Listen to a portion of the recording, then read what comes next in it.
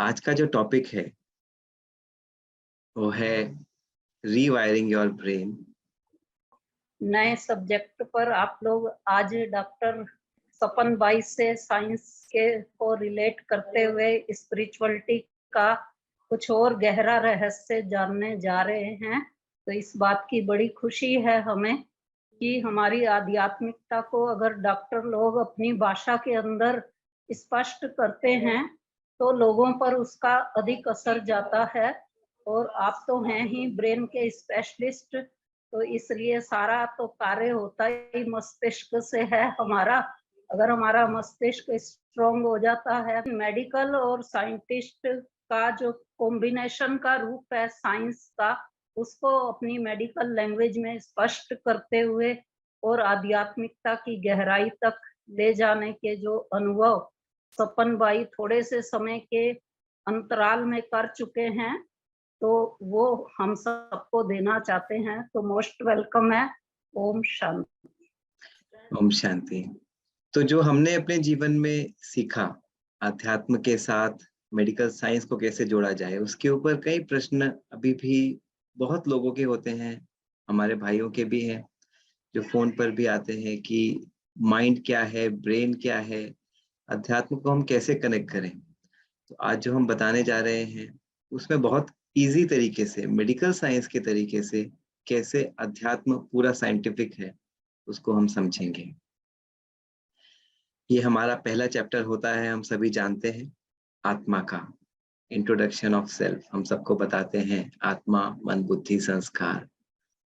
Science के माध्यम से हम अगर समझें तो सोल, आत्मा, वो कॉन्शियसनेस है, चैतन्यता है, जो ब्रेन माइंड हमें स्थूल में मिला है, उसके द्वारा अपने आप को वो अभिव्यक्त करती है। इतना हम सब जानते हैं। ब्रेन का इतना इंपॉर्टेंस क्यों है? क्योंकि ब्रेन मास्टर ऑर्गन कहा गया है। ऐसा क्यों होता है? आप देखिए, ब्रेन से ही सारी नसें पूरे बॉडी में जाती है, हाथ, पैर, पेट, सब जगह। इसीलिए पैरालिसिस जो होता है, पक्षपात जिसको कहते हैं, वो ब्रेन में स्ट्रोक की वजह से होता है। ब्रेन अगर रुक जाए तो कोई अंग काम नहीं कर सकता। हार्ट रुक जाए तो ब्रेन थोड़ी देर के लिए चल सकता है, लेकिन ब्रेन रुक जाए तो कोई अंग नहीं चल सकता। और इसीलिए अगर ब्रेन डेथ हो जाती है, ब्रेन डेथ, तो उसको डेड डिक्लेयर कर दिया जाता है, क्योंकि ब्रेन मास्टर ऑर्गन है। लेकिन हमें बाबा ने बताया कि ब्रेन स्थूल है, उसको चलाने वाली आत्मा है, जिसको हम साइंस में कॉन्शियसनेस कहते हैं।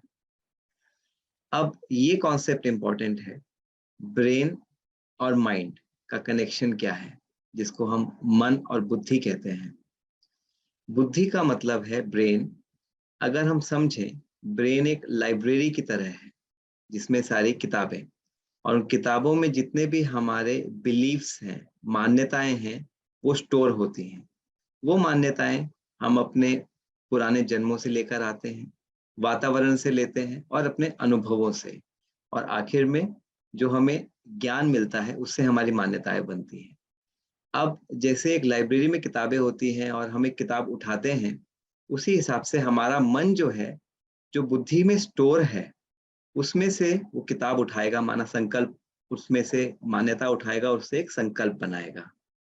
तो संकल्प वही बनेंगे, उसी प्रकार बनेंगे जिस प्रकार के हमारे बुद्धि में मान्यताएं स्टोर होंगी।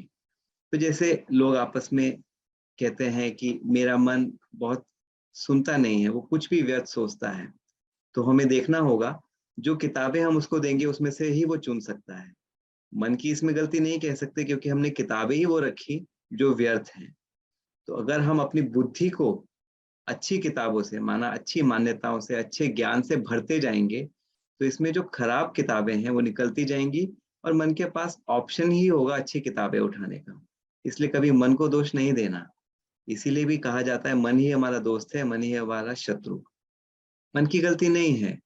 मन तो वही किताब उठाता है जो हम उसको देते हैं, और हम कौन सी किताब देते हैं उसको, वो किस पर निर्भर करता है? वो निर्भर करता है जो हम अपने ब्रेन में, ब्रेन लाइब्रेरी में स्टोर करते हैं। और वो कैसे स्टोर होता है? जो भी हम देखते हैं, सुनते हैं या पढ़ते हैं, वो सब हमारे को पता भी नहीं होता वो स्टोर होता जाता है। तो इसलिए जो भी हम देखें मोबाइल में, सुने अपने दोस्तों से, अपने संबंध संपर्कों से, या बोलें या जो भी पढ़ें, बहुत ध्यान से, क्योंकि वो हर चीज स्टोर हो रही है। बुद्धि, ये तो हमने जाना, मन और जो ब्रेन है वो। बुद्धि जो बाबा कहते हैं, जिसको हम अंग्रेजी भाषा में इंटेलेक्ट कहते हैं, मेडिकली वो इस हिस्से से, जिसको हम प्री फ्रंटल कॉर्टेक्स कहते हैं, यहाँ से आती है। इसको इंटेलिजेंट ब्रेन भी कहते हैं या ब्रेन ऑफ ब्रेन कहते हैं। मतलब ये पूरे ब्रेन का भी थिंकिंग पार्ट है। प्री फ्रंटल कॉर्टेक्स इसको कहते हैं, क्योंकि ये आगे के हिस्से में, फ्रंटल मतलब आगे के हिस्से में है, यहाँ से हमारी बुद्धि आती है। ये एक व्यक्ति है, इसका नाम फिनिक्स गेज था। इसकी बहुत इंटरेस्टिंग स्टोरी है। लगभग आज से 200 साल पहले, जब मेडिकल साइंस ने कोई तरक्की नहीं की थी, तो कैसे पता चला प्री फ्रंटल कॉर्टेक्स के बारे में, इस मानव के द्वारा पता चला। वो कैसे? ये लड़का 17 साल का था और ये बहुत अच्छा लड़का था, आज्ञाकारी था, बहुत हंसमुख था, सब क्वालिटीज थी। लेकिन एक बार क्या हुआ, इसका एक्सीडेंट हुआ और इसके सर के बीचों बीच आगे के हिस्से से आप देखो ये रॉड पास हो गई। लेकिन ये लकी था और ये बच गया। रॉड यहाँ से और यहाँ से काट के निकाल दी गई, लेकिन जो बची हुई थी वो अंदर ही रही। उसकी वजह से इसके आगे का हिस्सा, जो प्री फ्रंटल कॉर्टेक्स वाला हिस्सा था, वो डैमेज हो गया। और फिर देखा गया कि इसके व्यवहार में इतना परिवर्तन आ गया कि ये बिल्कुल एग्रेसिव, मतलब आक्रामक हो गया, बिल्कुल बात नहीं सुनता था, कामुक हो गया, आदि आदि विकार, सभी विकार इसके अंदर देखने को आए। तब साइंस को पता चला कि ये जो हिस्सा है ब्रेन का आगे का हिस्सा, ये हमारे बुद्धि का हिस्सा है, और अगर ये खराब हो जाए तो हमारी बुद्धि भ्रष्ट हो जाती है और गोल मिस डायरेक्शन, मतलब हम जो करते हैं वो गलत करते हैं, जो बाबा कहते हैं कि पत्थर बुद्धि या फिर बुद्धि भ्रष्ट होना। तो ये तो स्थूल रूप से बुद्धि भ्रष्ट है, सूक्ष्म रूप से कैसे होती है वो हम आगे देखेंगे। तो इससे हमने क्या सीखा? जो दिव्य बुद्धि बाबा बात करते हैं वो कुछ नहीं है, वो एक्यूरेट इंटेलिजेंस है। जिसका प्री फ्रंटल कॉर्टेक्स सबसे ज्यादा विकसित है, वो दिव्य बुद्धि वाला है, और वो बहुत जरूरी है हमारी लाइफ में हमें आगे बढ़ाने के लिए, और उसका स्थूल रूप प्री फ्रंटल कॉर्टेक्स है। अब प्री फ्रंटल कॉर्टेक्स को आज के जमाने में, ये तो 200 साल पहले की बात हुई, एक्सीडेंट हो जाए अलग बात है, लेकिन आज के जमाने में जो हम देखते हैं कि लोगों का व्यवहार ऐसा क्यों है। हम बहुत क्वेश्चन करते हैं, ये बहुत रूड है, ये ठीक से बात नहीं करता, एग्रेसिव है, समझ नहीं है, बुद्धि कम है, ऐसा क्यों है? तो डॉक्टर्स ने भी इसके ऊपर रिसर्च की। Doctor Rajita Sinha, Yale University US में, उन्होंने बहुत रिसर्च किया और देखा कि ये एडिक्शंस, उन्होंने इस पे काम किया, जैसे स्मोकिंग है, टोबैको, अल्कोहल, तंबाकू, शराब, और अगर काम विकार है, मोबाइल एडिक्शन, इनसे ये डैमेज होता है, इनसे ये डैमेज होता है। राजयोग में जिसको हम कहते हैं बुद्धि भ्रष्ट होना या बुद्धि में मैल आ जाना, तो इन सब चीजों से बुद्धि में मैल आता है। माना जो वाइसेस, विकार हैं, वो हमारे प्री फ्रंटल कॉर्टेक्स को दूषित कर देते हैं। कैसे करते हैं? तो माया जो हम कहते हैं, विकार है, 5 विकार माया, वो कैसे हमारी बुद्धि को भ्रष्ट करता है, इसके पीछे की साइंस क्या है? अब एक है विकार, एक है प्रीफ्रंटल कॉर्टेक्स। अब रॉड पास हुई, वो तो समझ में आता है कि डैमेज हो गया, फिजिकल डैमेज हो गया, स्थूल में उसको डैमेज हो गया, लेकिन ये विकार कैसे डैमेज करते हैं, ये साइंस अगर हम समझ लेंगे ना, तो इससे फायदा क्या होगा? बुद्धि तो सबको प्यारी है, क्योंकि बुद्धि गई तो सब कुछ गया, तो फिर हम इस विकारों के वश नहीं होंगे। और इसमें सबसे मुख्य, जो सबसे मुश्किल विकार जो आता है, वो है ब्रह्मचर्य का। लेकिन जो सबसे इंपॉर्टेंट महत्वपूर्ण सीढ़ी है ब्राह्मण जीवन की। तो ये कैसे हमारी बुद्धि को, प्रीफ्रंटल कॉर्टेक्स को खराब कर देता है, इसकी पूरी साइंस है। इसको हम, जो हमारे पास जिज्ञासु आते हैं, नए भाई बहन आते हैं, उनको भी ब्रह्मचर्य में पालन करने में कैसे हम उनको प्रेरित करें, ये भी समझ सकते हैं। अब देखो, ये सारी साइंस है। ये कार्टून के द्वारा दिखाया गया कि ये ब्रेन नॉर्मल ब्रेन है, और जब हीरोइन जो एक ड्रग है वो लेता है, तो ब्रेन देखो कैसे खोखला हो गया। ये नॉर्मल है और कैसे खोखला, जैसे कीड़े ने खा लिया हो। और ये ब्रेन है जो कामुक व्यक्ति है उसका। आप देखो दोनों ब्रेन लगभग एक जैसे हैं, दोनों को जैसे खा लिया हो। साइंस ने इसके ऊपर रिसर्च की, ये एक स्टडी हुई, एक शोध हुआ जिसमें देखा गया कि जब ब्रह्मचर्य नाश होता है तो उससे डीएक्टिवेशन हो जाता है किसका, प्रीफ्रंटल कॉर्टेक्स का। तो प्रीफ्रंटल कॉर्टेक्स कम काम करता है। तो इन साइंस के माध्यम से हम अपने जिज्ञासु को समझा सकते हैं कि देखो साइंस भी इसको मानता है। ये अलग बात है कि रिसर्च सबके सामने इसलिए नहीं आती है क्योंकि ये कुछ डॉक्टर्स की तरफ ही लिमिटेड हो जाती है, क्योंकि हर कोई के इसका एक्सेस नहीं है। ये जो डायग्राम है ये रियल स्कैन्स हैं, इनको हम गामा कैमरा से खींचते हैं और ये पेट स्कैन्स हैं, ये बहुत एडवांस स्कैन्स होते हैं। इसमें आप देखो ये ब्रेन का स्कैन है, ब्रेन का स्कैन है, ये नॉर्मल है, ये कामुक व्यक्ति का ब्रेन है, रियल ब्रेन है। इसमें ये आगे का हिस्सा है, जितना पीला है उतना अच्छा है, और जितना नीला, नीला हम जानते हैं विष का एक सूचक है, तो जितना नीला होगा वो खराब है। आप देखो ये ज्यादा पीला है और ये कम पीला है। तो इन्होंने देखा कि जब कोई ब्रह्मचर्य का नाश करता है तो उससे हमारे प्रीफ्रंटल कॉर्टेक्स जो है वो श्रिंक होता जाता है, वो सिकुड़ता जाता है, और ये रियल है। कोई ब्रह्मचर्य का नाश करता है तो सिर्फ भारत में ही नहीं, ये साइंस में भी स्टडी, ये अमेरिका में भी स्टडीज हो रही हैं। उन्होंने देखा कि ब्रह्मचर्य नाश से प्रॉब्लम्स, पैराफीलिया तरह की बीमारी और कई तरह की प्रॉब्लम्स आती हैं, तो वो भी इसके ऊपर समझते हैं कि ये अनहेल्दी है। क्योंकि जब भी हम जिज्ञासु को समझाते हैं तो वो कहते हैं कि नहीं ये तो यूएस अमेरिका में सब नॉर्मल है, ऐसा नहीं है, इसके ऊपर रिसर्च है। लेकिन हमें पता है कि उतने ही तमोप्रधान शक्तियां भी हैं, तो वो ये नॉलेज को बाहर नहीं आने देती। लेकिन हमारा मकसद है कि हम इस नॉलेज को सबके सामने लेकर आए। होता क्या है, जब एक कामुक व्यक्ति होता है उसके दिमाग में काम विकार इतना घर कर जाता है कि बाकी चीजें, उसकी क्रिएटिविटी, उसके अंदर का जो एक अंदर की इंटेलिजेंस है, समझ है, वो किनारे हो जाती है। और इसका पूरा प्रूफ है, ये ऐसे ही नहीं, साइंस ने पूरा इसको प्रूफ किया। ये जो डायग्राम में आप देख रहे हो, उन्होंने देखा कि जब कोई कामुक व्यक्ति होता है उसके ब्रेन में कैसे ये केमिकल्स निकल के उसके जीन्स जीन्स तक पे प्रभाव डाल देता है, उसके डीएनए पे प्रभाव डालता है, और ये इससे ऐसे पदार्थ निकलते हैं जो हमारे प्रीफ्रंटल कॉर्टेक्स, ये प्रीफ्रंटल कॉर्टेक्स है उसको डैमेज कर देता है। और ये ऐसे ही होता है जैसे कोई ड्रग्स लेता हो, तो काम विकार उतना ही खराब है जितना कि ड्रग्स लेना।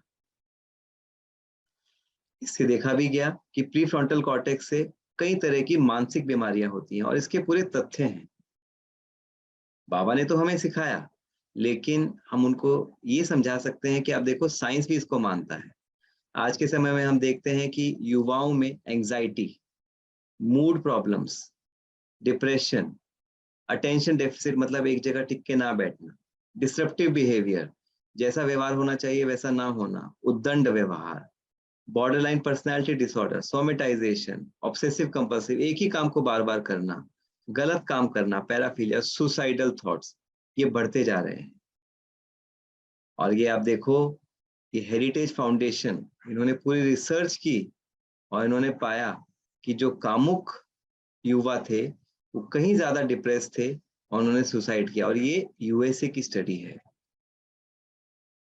इसमें यही बताया गया स्टडी में कि लगभग 3 गुना जो कामुक कुमारियां थी उनको, वो ज्यादा डिप्रेस थी 3 गुना, जिन्होंने कभी भी काम विकार में गलत काम नहीं किया, माना जो ब्रह्मचारिणी थी। ऐसे ही जो बॉयज थे उसमें भी 2 गुना जिन्होंने अपना ब्रह्मचर्य छोड़ा वो ज्यादा डिप्रेस होते हैं, जबकि जो ब्रह्मचारी रहते हैं वो कम डिप्रेस होते हैं। ऐसे ही सुसाइड, 3 टाइम्स जो गर्ल्स ब्रह्मचारिणी थी वो 3 टाइम्स उनको कम सुसाइड करने की प्रवृत्ति थी, और लड़कों में भी 8 टाइम्स, 8 गुना कम प्रवृत्ति थी। तो ये सारी रिसर्च दर्शाती है कि काम एक विकार है। डिप्रेशन, आप देखो ये बहुत इंपॉर्टेंट है। Teenage sexual activity routinely leads to emotional turmoil and psychological distress, empty relationships, worthlessness, all precursors to depression। कहने का मतलब है कि जब युवा अवस्था में ब्रह्मचर्य को छोड़ते हैं तो उससे हमारे इमोशनल, जो हमारे इमोशंस है वो कंट्रोल नहीं रहते, हमें लगता है कि हम किसी काम के नहीं हैं, और वो डिप्रेशन को जन्म देता है। ये सारी यूएसए की स्टडीज हैं। ऐसा होता क्यों है? ये डॉक्टर डिएगो पिज़ागली हैं, हार्वर्ड यूनिवर्सिटी में। इनको प्राइज भी मिला, मेडिकल प्राइज। इन्होंने ये देखा कि ये जो डिप्रेशन है ये होता क्यों है, और उन्होंने पाया ये डिप्रेशन होता है। आप देखिए ये नॉन डिप्रेस्ड है, ये मेजर डिप्रेशन है। डिप्रेशन में जो प्री फ्रंटल कॉर्टेक्स है, क्योंकि उसकी डैमेज हो जाती है, तो जो सर्किट है ब्रेन में वो गलत तरीके से चलता है, और उसकी वजह से डिप्रेशन बढ़ता है। तो डिप्रेशन का कारण, एक मुख्य कारण जो पाया गया वो है काम विकार, और आज जो हम युवाओं में देखते हैं। तो इससे हमें क्या मैसेज हम देते हैं सबको, कि आज के जमाने में जो मॉडर्न हैबिट्स बोलते हैं, ये हमारे ब्रेन सर्किट को डिसऑर्डर मतलब खराब कर रही है, जो हमारे प्री फ्रंटल मतलब बुद्धि की फंक्शनिंग को खराब करता है बहुत, उसके लिए नुकसानदायक है, और इसकी वजह से मेंटल प्रॉब्लम्स होती हैं। तो बुद्धि जो बहुत विशेष है, भगवान का दिव्य गुण है, वो इस काम विकार से खराब होता है। और ये तो एक काम विकार का एग्जाम्पल दिया, ऐसे ही हर विकार शरीर पर असर डालता है। ये हुई स्थूल की बात। अब इसकी दूसरी रिसर्च देखेंगे। जब देखा गया कि जिन्होंने ब्रह्मचर्य पालन किया उससे ब्रेन की हीलिंग होती है, और जो हमारा प्री फ्रंटल कॉर्टेक्स है उसकी वापसी, वो कार्य क्षमता बढ़ जाती है। और मेडिकल साइंस इस तथ्य को अब मानने लगा है। अगर हम ये बात को जानते हैं तो हम, हमारे पास जो भी भाई बहन हैं उनको समझाने में बहुत इजी है, क्योंकि मेडिकल साइंस भी अब इसको बात को मानने लगा है। कैसे? आप देखिए इस डायग्राम में वही स्कैन है, पेट स्कैन। ये एक नॉर्मल ब्रेन है, लाल मतलब खून ओके है, लाल यहाँ पे खून देखेंगे हम ओके है। यहाँ पर एक लड़के का ब्रेन लिया जिसने ब्रह्मचर्य पहले फॉलो नहीं करता था, लेकिन बाद में वो ब्रह्मचर्य का पालन करने लगा, और 1 महीना हुआ तो थोड़ा थोड़ा लाल आया। और फिर जब उसको 14 महीने हो गए ब्रह्मचर्य पालन करते हुए, तो आप देखो उसका लाल माना ब्रेन में खून का बहाव बढ़ गया, उसका ब्रेन ज्यादा अच्छे से काम करने लगा। तो ये सीधा सीधा प्रूव करता है कि जब ब्रह्मचर्य हम पालन करते हैं तो हमारे ब्रेन की रिकवरी होती है, और जब हम ब्रह्मचर्य तोड़ते हैं तो हमारा ब्रेन लॉस होता है। अगर हम जानेंगे तो स्वयं भी इस विकार से कोसों दूर रहेंगे और औरों को भी प्रेरित कर सकते हैं। और रिसर्च देखिए, उन्होंने देखा कि जो ब्रेन है, जो हमारा मस्तिष्क है, और जो पुरुष का अंग होता है, वो लगभग एक जैसे दोनों में कार्य चलते हैं। ये प्रकृति का एक साधन है। तो जब अगर हम वीर्य नाश करता है कोई, तो उसका ब्रेन भी नाश होता है। इसीलिए ब्रह्मचर्य नाश जो करेगा उसका ब्रेन भी उसमें कम होता है। और ये आज की बात नहीं है, साइंस ने इसकी डिस्कवरी 1957 में ही कर ली थी। आप ये किताब देखो, और ये बाहर के व्यक्ति ने लिखी है, रेमंड बर्नार्ड। ये साइंटिस्ट थे, न्यूरो साइंटिस्ट। 1957 में ही उन्होंने लिखा, science discovers the physiological value of continence. अर्थात साइंस ने डिस्कवर किया क्या, कि जो ब्रह्मचर्य पालन है उसकी क्या महानता है। और उसके कई कारण हैं। ये भौतिक विज्ञान है सीधा सीधा, कि जो वीर्य है या रज जो है वो हमारे ब्रेन के लिए बहुत पोषण देता है। यहाँ तक तो ब्रह्मचर्य तक बाहर जो नया व्यक्ति है उसको समझाने के लिए अच्छा है। जो अभी भी काम विकार से ग्रसित है उसके लिए इतना काफी है, जो बाबा कहते हैं कि तुम्हें डर लगना चाहिए, इतना समझ के कि हमारे ब्रेन को कैसे वो खाता है, जैसे दीमक एक लकड़ी को खाती है, ऐसे ही ये विकार हमारे ब्रेन को धीरे धीरे खाता है। ये तो हमने समझा। नेक्स्ट हम समझेंगे फिजिकली मेजर्स। फिजिकल मेजर्स मतलब ब्रह्मचर्य हमने कर लिया, हमने कभी काम विकार में हम गिरे नहीं, लेकिन बाबा कहते तुम्हें सिर्फ ब्रह्मचर्य नहीं, तुम्हें ब्रह्माचारी बनना है, ब्रह्माचर्य करना है। तो वो आ जाता है फिर अब जो बाबा करता है माइंड की हीलिंग। हम हमेशा बात करते हैं कॉन्शियस माइंड और सब कॉन्शियस माइंड, चेतन मन और अवचेतन मन, वो कहाँ होते हैं ब्रेन में, वो हम देखेंगे। आप देखो ये जो हिस्सा है, ये तो हमने देखा प्री फ्रंटल कॉर्टेक्स, जो लॉजिकल ब्रेन, जो समझ का ब्रेन है, इंटेलिजेंट ब्रेन है। और एक छोटा ब्रेन यहाँ होता है जिसको हम अमिगडाला कहते हैं, जो इमोशनल ब्रेन होता है, या जिसको हम अवचेतन मन भी कह सकते हैं, अवचेतन मन भी कह सकते हैं। ये क्यों जरूरी है, इसकी रिकवरी भी होना। ब्रह्मचर्य बहुत लोग पालन करते हैं।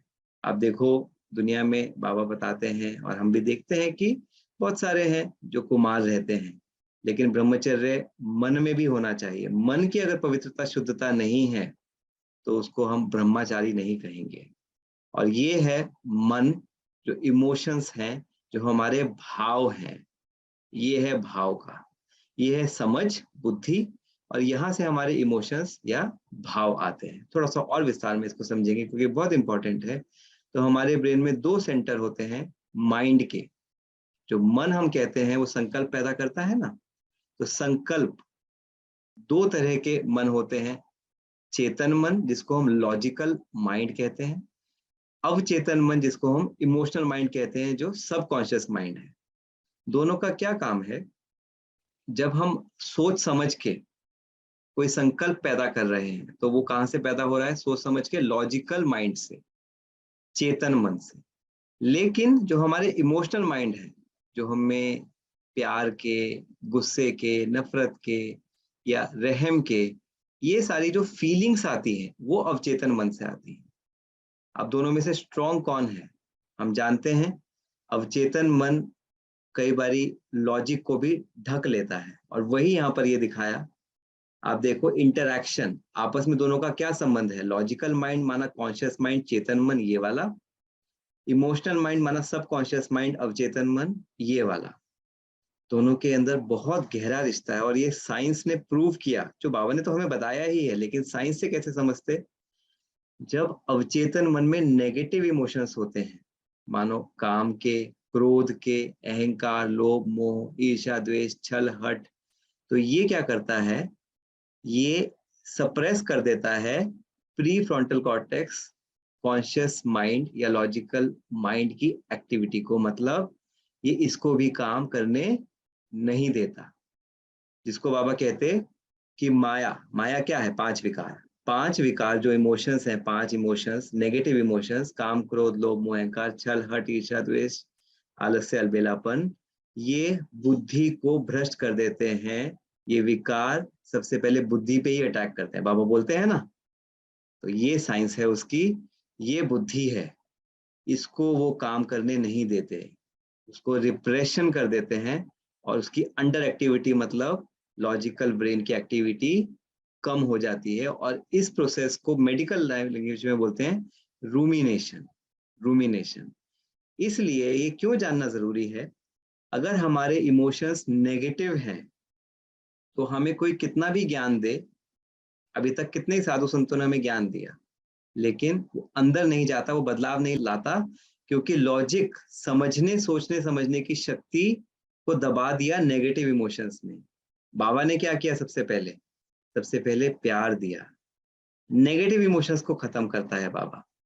सबसे पहले कहता है कि तुम मीठे बनो, प्यारे बनो, तो फिर उससे क्या होगा, लॉजिकल ब्रेन, बुद्धि काम कर सकेगी और हम सही निर्णय ले सकेंगे। ये है बाबा का पूरा लॉजिक, जिसको मेडिकल साइंस जानती तो है लेकिन सही से यूज नहीं कर पाई है। हम इसलिए कर पाए क्योंकि हमने दोनों ज्ञान को समझा। साइंस नहीं कहती कि इसकी वजह से ये बुद्धि भ्रष्ट हो रही है, उसने बता दिया कि हाँ ऐसा होता है, लेकिन उसको यूज नहीं कर पाई वो। अब मुख्य टॉपिक जो आज का हमारा है, संस्कार परिवर्तन। ये नॉलेज तो हमने जान ली, इसको हम यूज कैसे करें, इस विज्ञान को हम यूज कैसे करें अपने संस्कारों में परिवर्तन लाने के लिए। चाहे वो कोई भी हो, हम सभी जानते हैं अभी संपूर्ण हम में से कोई भी नहीं होगा, कुछ अंश में किसी का ज्यादा होगा, किसी का कम होगा। और हमने देखा कि ये इमोशनल माइंड, ये अवचेतन मन में जो इमोशंस उठते हैं, नेगेटिव इमोशंस, ये सबसे ज्यादा परेशान करते हैं। और ये परेशान करते हैं तो हमारा दिमाग भी ठीक से, फिर लॉजिकल माइंड भी काम नहीं करेगा ठीक से। इसको कैसे करें, इसके पीछे पूरी बाबा की ही साइंस है, जो हम मेडिकल साइंस के हिसाब से समझेंगे। ये साइंटिस्ट, इनका नाम है डोनाल्ड हेब, इन्होंने एक सिद्धांत दिया, brain as a circuit and neuroplasticity, 1949 में, 1949 में। आप देखो 70 साल से ज्यादा हो गए, लेकिन इसको बाबा ने यूज किया, क्योंकि बाबा को तो पता है, साइंटिस्ट अभी यूज नहीं कर पाए, लगे हुए हैं शोध में। ये लॉ क्या कहता है, आप ध्यान से सुनना। ब्रेन एक सर्किट की तरह है, ब्रेन के अंदर बहुत सारी वायर्स हैं, जैसे वायर्स होती है ना, वो सारी वायर्स, जिसको हम न्यूरॉन्स कहते हैं, आपस में थोड़ा थोड़ा जुड़ी हुई होती हैं, जैसे वायर्स हैं। अब मान लो बाहर से एक सिचुएशन आई कि भाई हमें किसी ने कुछ गलत बोला, ऊपर नीचे हुआ संबंधों में। अगर हमारे मन में हमारी वायरिंग ऐसी है कि हमें गुस्सा आएगा, तो ये गुस्से वाला न्यूरॉन है, तो एक तरंग पैदा होगी, विद्युत तरंग ब्रेन के न्यूरॉन में, और वो इस सर्किट से आगे जाएगी। ये वाला जो सर्किट है, ये वाला जो न्यूरॉन है, ये जो वायर है, ये है प्यार का।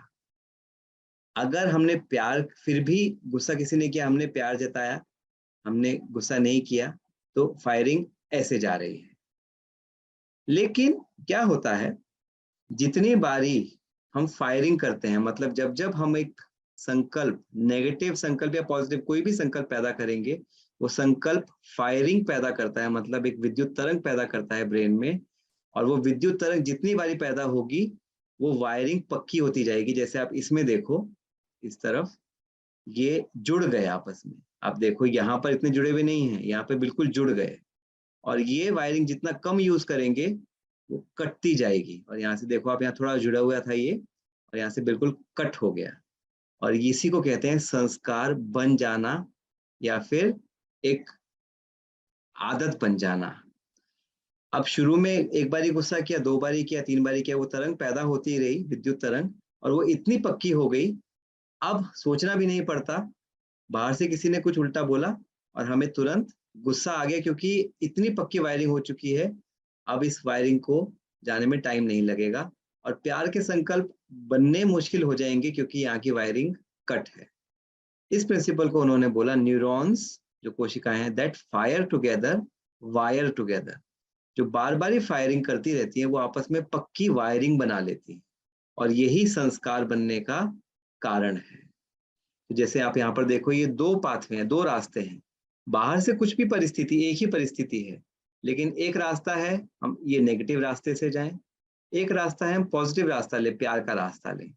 लेकिन बार बार नेगेटिव रास्ते में 63 जन्मों के संस्कार की वजह से पक्का हो चुका है, और अब ना चाहते हुए भी ये ही रास्ता आ जाता है, क्योंकि वो एक पक्की वायरिंग हो चुकी है। और जो बाबा ने आज कहा ना कि बहुत युद्ध होती है, आज की मुरली में जो कहा, बहुत युद्ध करनी पड़ेगी, होगा होगा युद्ध।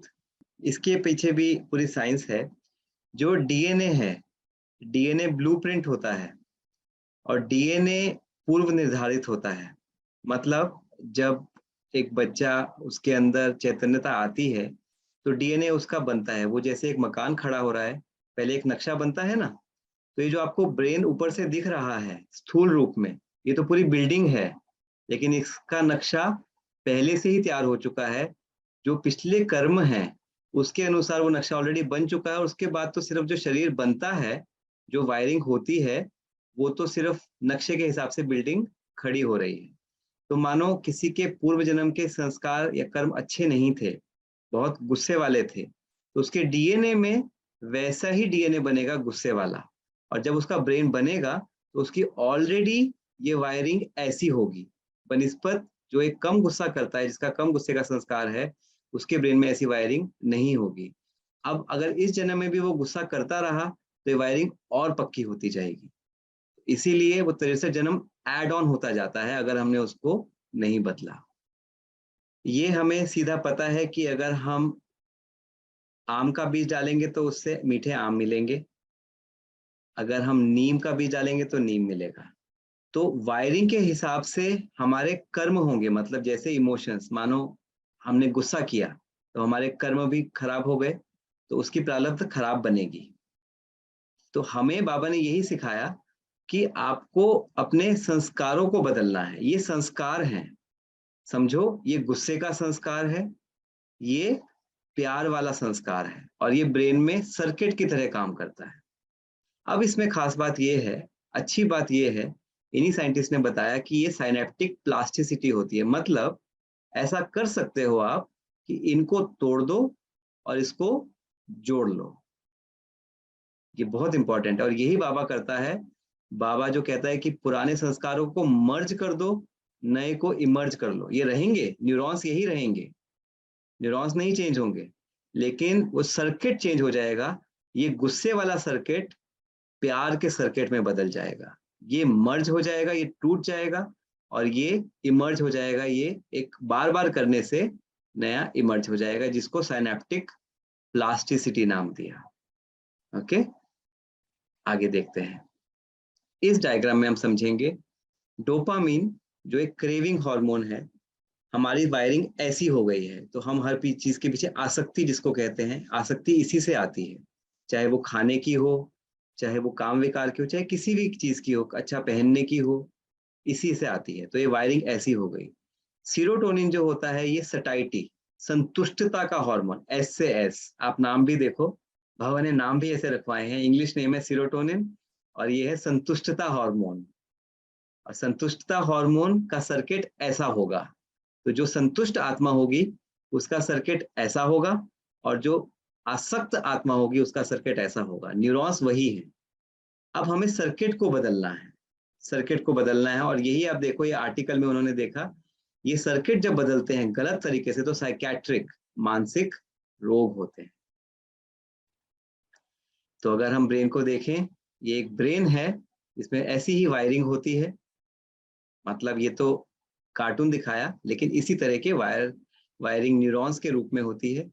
और वो वायरिंग को हमें ठीक करना है, किसके द्वारा? योग अभ्यास के द्वारा। दो चीजें हैं, पहला हमें ये जानना है कि कौन सी वायरिंग सही है, कौन सी गलत है। वो बाबा के ज्ञान से हमें मिलती है जब हम रोज मुरली सुनते हैं। लेकिन बाबा कहते हैं धारणा के लिए दोनों चीज चाहिए, ज्ञान भी और योग भी।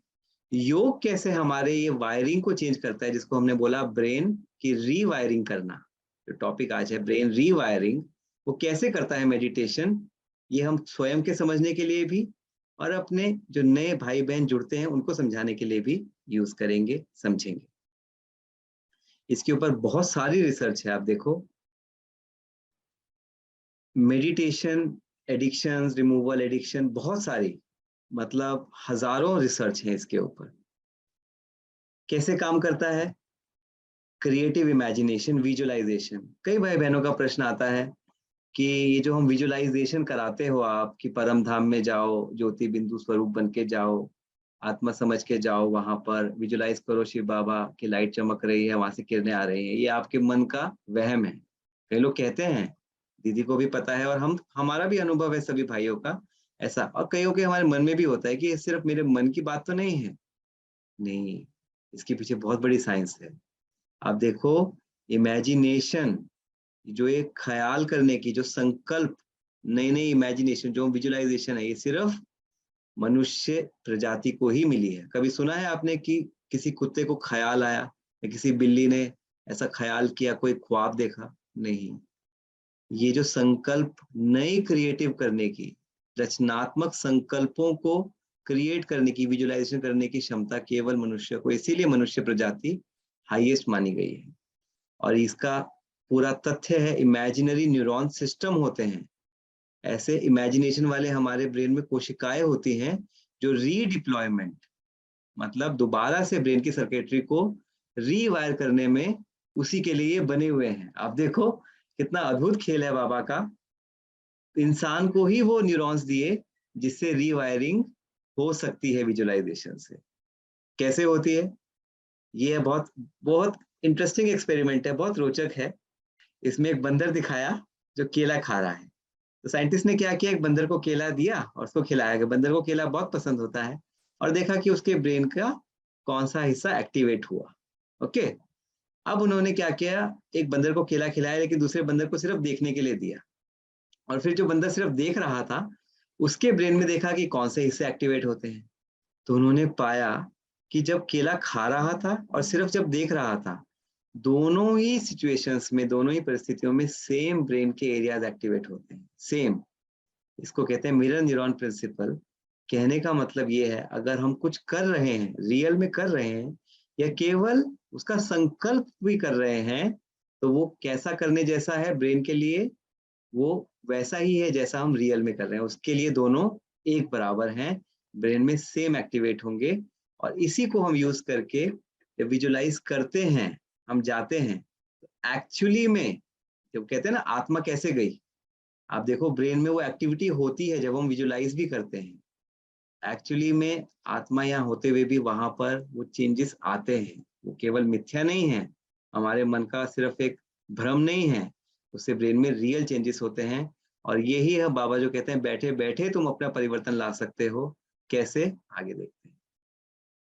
तो brain circuitry can be changed by repeated positive thought visualisation. For example आप देखो, ये एक लड़का है, युवा है, जो कामुक वृत्ति वाला है, उसका ब्रेन का ये वाला सर्किट है, ये एक्टिव है। अब इसने क्या किया, इस व्यक्ति ने बार बार ये अपने योग अभ्यास से, योग पावर से, विजुअलाइजेशन से पवित्रता का संकल्प लिया, बार बार किया, बार बार किया।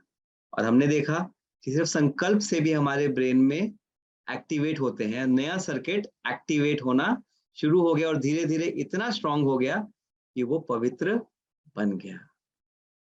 ये है थॉट विजुअलाइजेशन की पावर। तो किसी को कोई भी संस्कार अगर छोड़ना है, गलत संस्कार, तो उसका बहुत आसान तरीका है।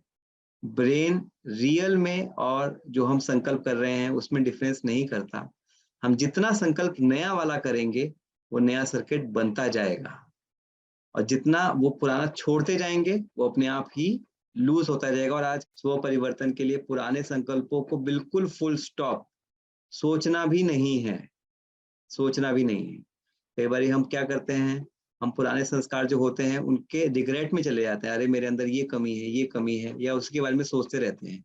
चाहे हम ये भी सोचें कि मुझे ये नहीं करना है, लेकिन जो अगर कोई भी पुराना विकार है उसके बारे में सोच तो रहे हैं ना, तो यही वाला एक्टिवेट होता रहेगा।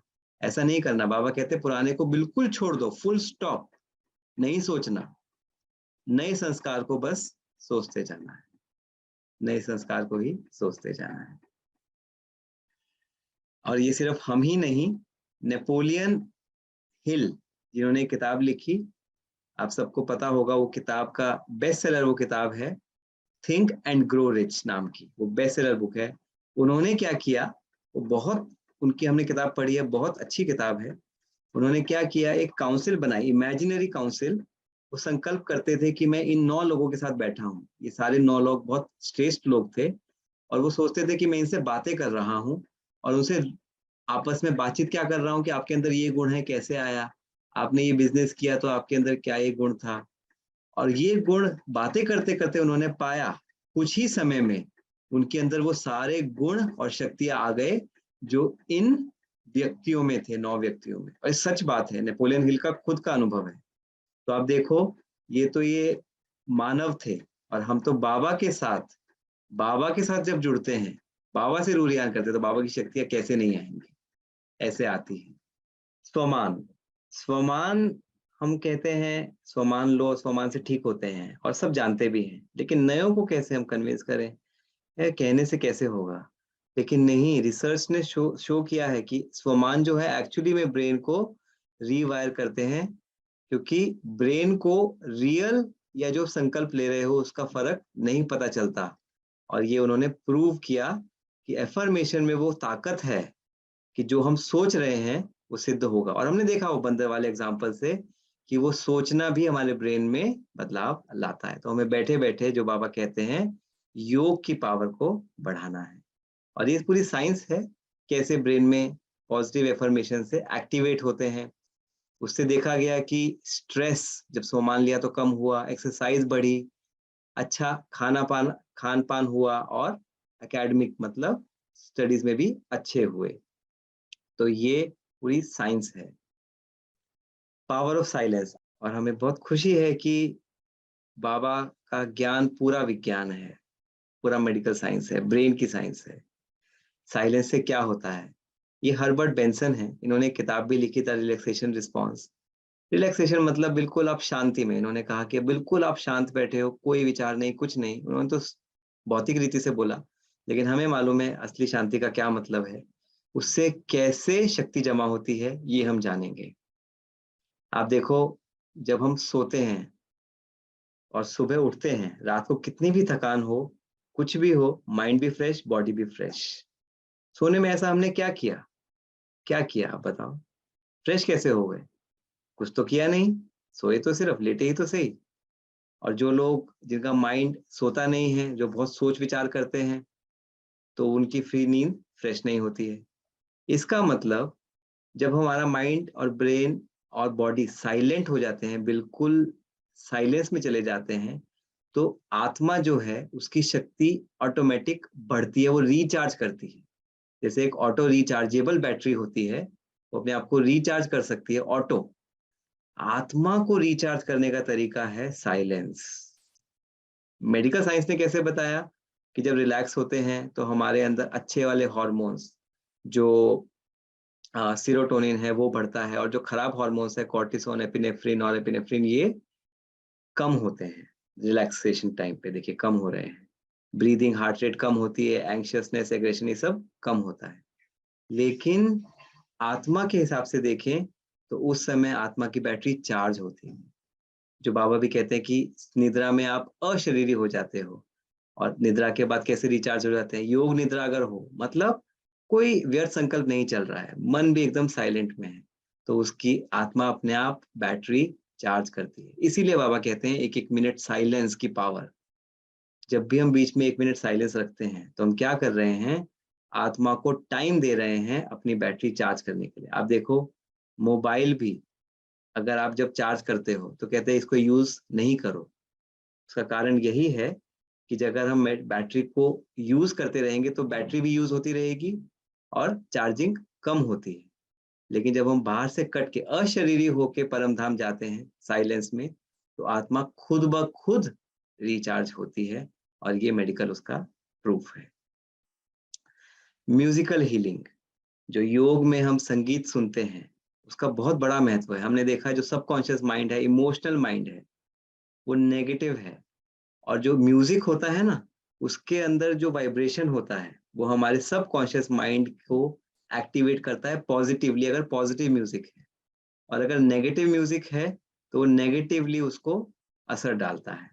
और इसीलिए म्यूजिक्स को आप देखो, ओम की ध्वनि है या कई तरह के स्पिरिचुअल म्यूजिक, इमोशनल सेंटर, वो जो इमोशनल सबकॉन्शियस माइंड है, अमिगडाला है, उसकी रिकवरी में मदद करता है। तो ये सारा योग कैसे हमारे सबकॉन्शियस माइंड को ठीक कर रहा है, क्योंकि सबकॉन्शियस माइंड जो अमिगडाला वाला पार्ट था, जब तक वो ठीक नहीं होगा, वो नेगेटिव करता रहेगा हमारे लॉजिकल ब्राइन को भी, कॉन्शियस माइंड को भी। तो फाइनली प्लेसिबो, जो बाबा ने प्यार दिया, प्लेसिबो का मतलब है कि हर चीज को हम सकारात्मक दृष्टि से देख रहे हैं। और ये भी देखा साइंटिस्ट ने कि जब हम सकारात्मक देखते हैं तो वो भी हमारी प्लास्टिसिटी, जो हमने देखा कि संस्कार परिवर्तन में बहुत मदद करता है। तो बाबा ने क्या कहा, बाबा ने स्नेह दिया, प्यार दिया, पॉजिटिविटी दी, कहा मीठे बच्चे, प्यारे बच्चे, उसी से हमारा बदलाव आया। क्योंकि उसकी साइंस ये है, वो पॉजिटिव इमोशंस हमारे लॉजिकल सेंटर को भी पॉजिटिव करते हैं।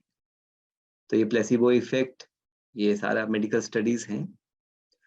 आनंदामाइड, मेडिटेशन जो हम योग करते हैं उससे केमिकल रिलीज होता है आनंदामाइड। ये केमिकल की डिस्कवरी हुई यूएसए में, लेकिन नाम उन्होंने रखा आनंद के ऊपर, क्योंकि उसको इससे बेहतर शब्द नहीं मिला। आनंद मतलब इसका कोई ऑपोजिट वर्ड नहीं होता, इसका ऑपोजिट उल्टा शब्द, जैसे सुख का दुख, लाभ हानि, आनंद का कोई उल्टा शब्द नहीं होता, निनानंद कुछ नहीं होता।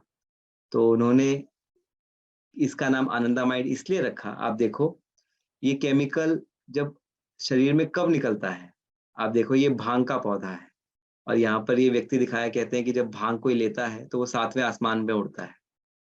वही इफेक्ट जब एक योगी योग करता है, उसके ब्रेन में भी आनंदामाइड रिलीज होता है। तो क्यों ना हम अच्छे तरीके से आनंदामाइड रिलीज करें, तो हमें भांग जैसी चीज की जरूरत ही नहीं है। और इसका कैसे होता है, क्यों सेम इफेक्ट है? इसमें उन्होंने देखा है जो कैनाबिस, जो चरस है, उसका जो स्ट्रक्चर है और जो आनंदामाइड है, जब मेडिटेशन करते हैं वो जो केमिकल निकलता है, दोनों ब्रेन में सेम जगह में अटैच होते हैं और खुशी, अतीन्द्रिय सुख का अनुभव करवाते हैं। तो ये प्रूव करता है कि मेडिटेशन कैसे हमें अतीन्द्रिय सुख देता है। और इसके ऊपर आप देखो 4000 से ज्यादा स्टडीज हैं। तो ऐसा नहीं है साइंस नहीं मानता है, बस साइंस को उसका रूप अलग है समझने का।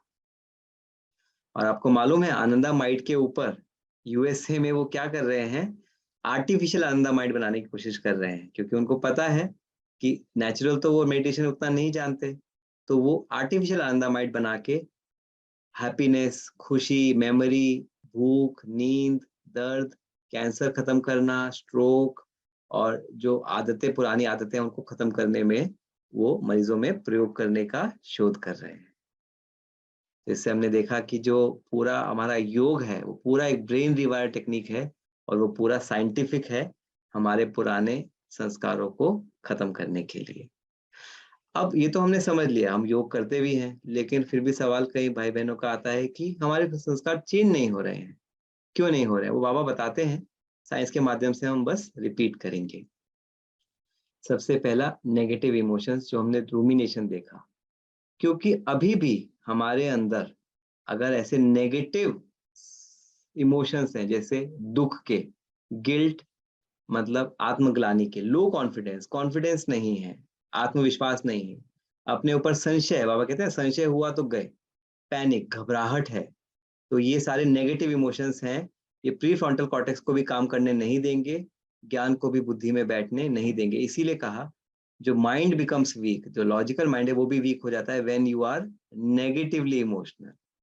तो इसलिए बाबा कहते हो मन को प्यार दो, बाबा से प्यार लो, मन को प्यार दो, अपने आप बुद्धि दिव्य बनेगी।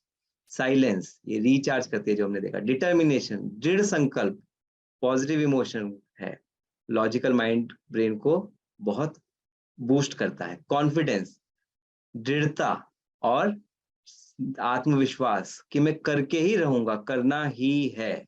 बार बार बाबा कहते हैं कि पुराने नेगेटिव इमोशंस या संकल्प लाने ही नहीं है। अगर नेगेटिव लाओगे तो ये बुद्धि को भी भ्रष्ट करेगा, क्योंकि ये नेगेटिव हो जाएगा ये वाला ब्रेन, सबकॉन्शियस माइंड। तो संकल्प भी नहीं लाना है, तुरंत फुल स्टॉप। आए ये कोई भी तो तुरंत फुल स्टॉप। तो वही दूसरा कारण जो बनता है वो है पुरानी सर्किटरी को हम एक्टिव रखते हैं। कैसे? हम पुराने संकल्पों के बारे में, अरे मेरे अंदर तो गुस्सा है, ये भी नहीं कहना है आपको, ना सोचना है। आपने सोचा मेरे अंदर तो बहुत गुस्सा है, मेरे अंदर तो काम विकार है, मेरे से तो कुछ होता नहीं है, मैं कुछ नहीं कर सकता, तो आप पुरानी सर्किटरी को ही एक्टिवेट कर रहे हो, नेगेटिव को एक्टिवेट कर रहे हो। हमें नए को करना है तो क्या करो, फुल स्टॉप, माया से इनोसेंट बन जाओ। जो पुरानी सर्किटरी है बिल्कुल इनोसेंट, फुल स्टॉप। मुझे पता ही नहीं है गुस्सा होता क्या है, मुझे पता ही नहीं है काम विकार होता क्या है, मुझे पता ही नहीं है जो भी पुराना संस्कार है वो होता क्या है। तो ये खुद ही मर जाएगा, ये विकार खुद ही भी अपनी मौत मर जाएगा, ये सर्किट अपने आप खत्म हो जाएगा। और full attention and practice of new circuitry, जो नया सर्किट है उस पर अटेंशन देना पड़ेगा। ये दोनों में युद्ध, जो बाबा ने आज कहा ना, अर्जुन युद्ध तो करना पड़ेगा, योद्धा युद्ध तो आएगा। पुराने संस्कार खींचेंगे, ये खींचेगा अपनी तरफ सर्किट, नहीं, आपको फुल स्टॉप लगा के यही यहाँ पर यही ये आत्मा है जिसको अटेंशन रखना है कि मुझे नया सर्किट ही करना है और इसी को प्रैक्टिस करना है। तो कभी आत्मग्लानि में नहीं जाना कि अरे मेरे से तो ऐसे हो जाता है, मुझसे तो ऐसे हो जाता है, कभी कहना भी नहीं, सोचना भी नहीं, अपने आप खत्म हो जाएगा ये। और यही माया का खेल है, वो बुद्धि को ऐसे ही अटैक करती है, गिराती है। तो बाबा कहते हैं दृढ़ता, सारे पॉजिटिव संस्कार संकल्प ही करने हैं। तो ये है पुराना वाला ब्रेन, जो बुद्धि बंद हो गई ताले में। बाबा कहते हैं ना बुद्धि को ताला लग गया। आप देखो ये साइंस का डायग्राम है, बुद्धि को ताला ऐसे लग जाता है, सर्किट खराब हो जाता है डोपामीन की वजह से, आसक्ति की वजह से, जिसको कहते हैं मोह, आसक्ति मोह डोपामीन। बाबा कहते हैं नष्टो मोहा स्मृति लब्धा, मतलब योग से तुम मुक्त हो जाओ और स्मृति मेरी याद से योग करके अपने ब्रेन की रीवायरिंग कर लो। बस मुझे ही याद करो, मन मना भव, बस मेरी ही याद हो, पुरानी कोई संस्कार, पुरानी दुनिया की कोई बात नहीं, कुछ नहीं। तो रीवायरिंग हो जाएगी और हम देवी देवता बन जाएंगे। तो देवी देवताओं के अंदर भी वही न्यूरॉन्स हैं, लेकिन उनकी वायरिंग सही है, हमारी वायरिंग में थोड़ी गड़बड़ी है। ओम शांति।